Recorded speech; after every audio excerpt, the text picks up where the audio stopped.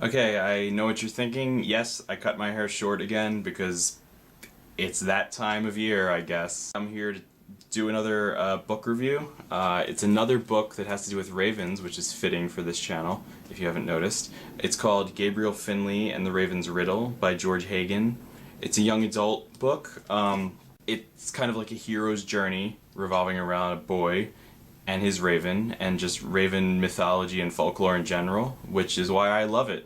I just finished reading it, and it's still fresh in my mind, so I'm going to share as much as I can about it and tell you why I think it should be more popular than it is, because I didn't hear about it until like Ellen handed it to me. It was like, I found this at the library, this is a book that you're going to wish you'd thought of, and she's right. It's about this boy named Gabriel Finley. He lives in New York City, in Brooklyn, with his aunt. His father has gone missing, and he doesn't have a mother either at home, so he just lives with his aunt. He also has this mysterious uncle. They have a picture of him like in the study, and he's kind of like this villainous, ominous looking person named Corax.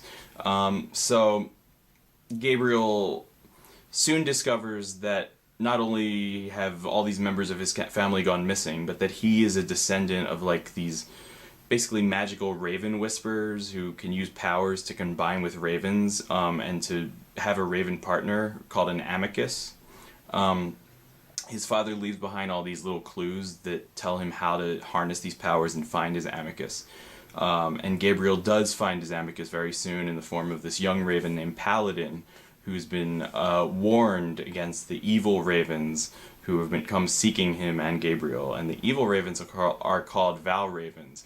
And they're kind of like these demon ravens who are like, who seem more like the ravens who are like bad omens. But the real ravens, like Paladin, all they want to do, they're just like fun-loving, friendly, witty creatures who just tell riddles and laugh with each other and work together. So there's this whole subculture that humans don't know about, where ravens can talk, and not just ravens, but all kinds of birds.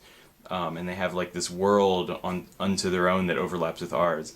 There's also a world of birds underground, ironically, which was originally forged out by dwarves in the mythos of this story, but birds have since inherited it, and it's a place called Aviopolis, fittingly enough, for birds. And it's just this underground lair of birds, which is unfortunately ruled by the evil Lord Corax, who, like I said, is Gabriel's uncle.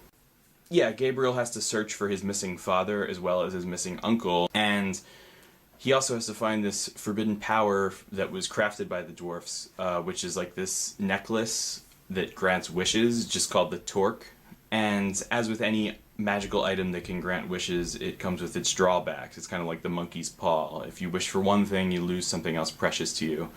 And likewise, it's kind of like the One Ring in that it's a precious item. It draws people in with its power and consumes them and makes them greedy. So Gabriel has to step up to be a selfless hero who wants to save people and not just use the Torque's power for his own gain. Along the way, of course, he bands together a group of heroes his own age, such as his friend Abby, who lives across the street, who's like kind of like the Hermione Granger of the story. She's the voice of reason. She's witty, but she's also kind of an outsider of sorts. Then you've got Pamela, who's this girl who moves in with him with her mother, who's like this overbearing mother. But she's like this musical prodigy who plays the violin.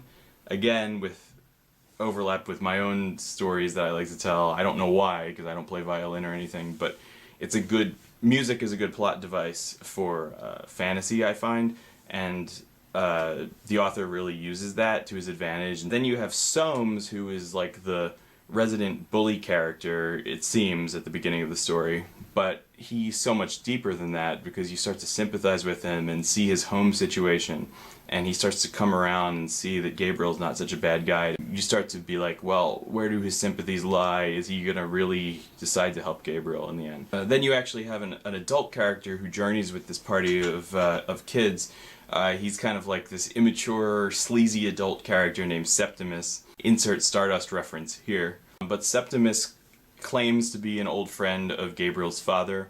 He's also an amicus with his own raven.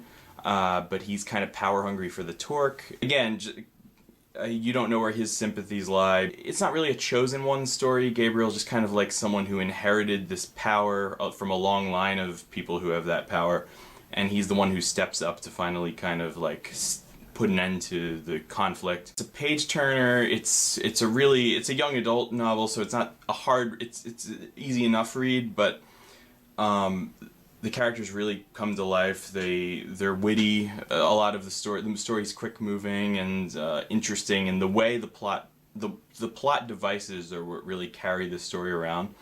And the characters being a little more than just like archetypes. They all have these nuances to maybe the archetypes that they fit into, which really make them a breath of fresh air, if you will. But one of the most refreshing plot devices in this is the fact that the author uses riddles throughout the story as ways where that the characters communicate with each other, the way that the humans communicate with birds, the way the birds communicate with each other.